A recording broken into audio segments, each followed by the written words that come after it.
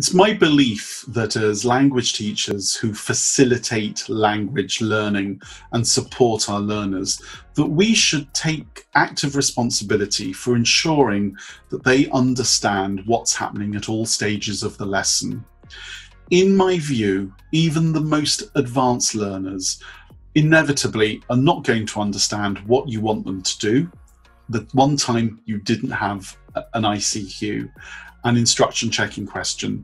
So for me, it is really important, because the one time we don't do it is sure to be the time when the students just get completely lost. And that's what we want to avoid.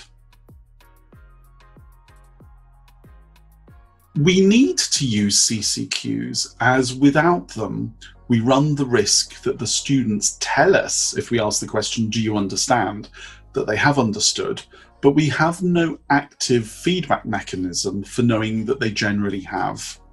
So CCQs do two things. They probe understanding, helping the student to achieve clarity, but they also provide the student and us with knowledge that they have got it.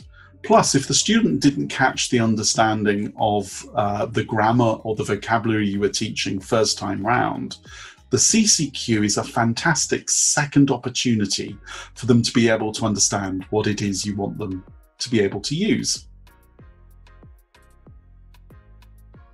Yes, definitely. There are many other ways of checking students' understanding.